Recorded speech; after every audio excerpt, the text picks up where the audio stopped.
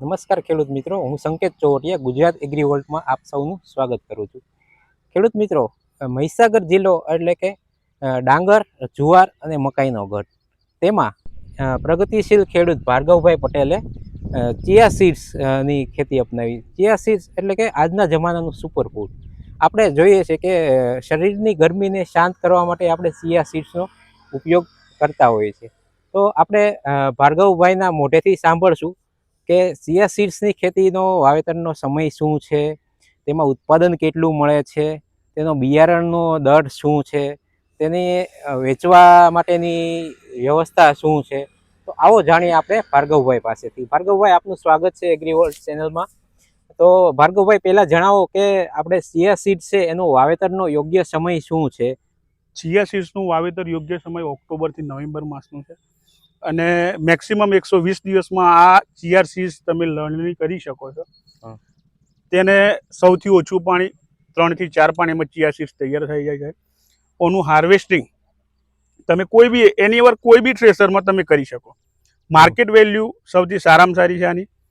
Plus ચિયા seeds તમે online બી આજની તારીખમાં જુઓ તો પ્રતિ કેજી 300 રૂપિયા, એ રીતે એની માર્કેટ વેલ્યુ. અને 1 વીઘા દીઠ ચિયા સીડ્સનું ઉત્પાદન તમે 20 થી 22 મણ જેટલું, 20 મણ મેક્સિમમ હું માનું છું ત્યાં સુધી 20 મણ જોઈએ. અને કોઈ એવું ખાતરની જરૂર નથી આમાં. સૌથી ઓછું ખાતર જોઈશે, સૌથી ઓછું. બાકી ખેતી કરતા સૌથી ઓછું ખાતરમાં ચિયા સીડ્સ તૈયાર થઈ જાય. ચિયા સીડ્સનું વાવેતરમાં જે સીડ નો દર છે એ કેટલો આપણે રાખેલો છે? મેક્સિમમ વીઘે 700 થી 800 ગ્રામ. 700 થી 800 ગ્રામ જ જોઈએ. આ થોડું નજીક પડ્યું છે. આનું અંતર થોડું દૂર હોય એટલું એનું ઉત્પાદન સારું રહે. અને આ ચિયા સીડ્સ પાકતા કેટલો સમય લાગે? 120 દિવસ. 120 દિવસ. તો ખેડૂત મિત્રો, આપણે જોયું કે ચિયા સીડ્સની અલગ ખેતી કરી રહ્યા છે ભાર્ગવભાઈ. તો ભાર્ગવભાઈ, આ તમને ખ્યાલ ક્યાંથી આવ્યો ચિયા સીડ્સનો? મિત્ર થ્રુ ખ્યાલ આવેલો. ત્યારબાદ નીમચ મંડીમાં જઈ 4 દિવસ જોયું કે ખેડૂતો કઈ રીતે આનો પાક લઈને આવે છે.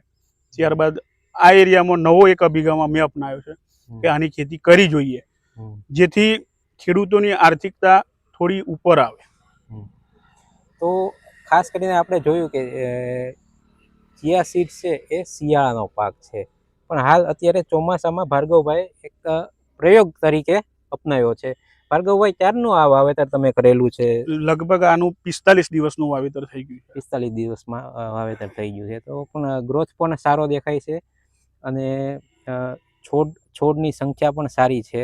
કોઈ એવું નથી કે ભાઈ આમાં જર્મિનેશન નથી થયું, કંઈ ઉગેલું નથી, એવું કાંઈ દેખાતું નથી. તો ભાર્ગવભાઈ, આપ જે અલગ ખેતી અપનાવી રહ્યા છો, તો તમને ખાસ કરીને જે આ ચિયા સીડ્સની જે કોઈ તમારી પોતાની બ્રાન્ડ બનાવેલી છે? ના, કોઈ બ્રાન્ડ નથી, પણ વિચારીએ છીએ હવે આગળ કે ડિજિટલાઇઝેશનમાં ખેડૂતોને આગળ લાવવા માટે આ એક અભિગમ એવો અપનાવ્યો છે કે અત્યારે એમેઝોન, ફ્લિપકાર્ટ ઉપર ચિયા સીડ્સનું બહુ અદ્યતન ચલણ ચાલી રહ્યું છે. એટલે ત્યારથી હવે જોઈએ છીએ ખેડૂતોને ધીમે ધીમે અપગ્રેડ કરવા માટે. તો ખેડૂત મિત્રો, આપણે જોયું કે ભાર્ગવભાઈ અલગ કંઈક ખેતી કરી રહ્યા છે. આ વિસ્તારમાં જનરલી તો ડાંગર, મકાઈ અને જુવારની જ ખેતી થાય છે, પણ એને કંઈક અલગ ખેતી કરી અને તેઓ પણ પોતાની બ્રાન્ડ બનાવવાનું વિચારી રહ્યા છે. આવી જ રીતે ખેડૂત મિત્રો, આપ પણ કંઈક અલગ ખેતી કરો. પૂરી જમીનમાં નહીં, પણ જમીનના થોડાક ભાગમાં આવી રીતે કંઈક અલગ ખેતી કરો અને પોતાની બ્રાન્ડ બનાવો અને પોતાના નામે વેચશો, તો જ કંઈક આપણે 2 પૈસા કમાઈ શકશું અને આપણે બે પાંદડે થઈ શકશું. તો ભાર્ગવભાઈ, આપનો સમય આપવા માટે આપનો ખૂબ આભાર. Thank you so much.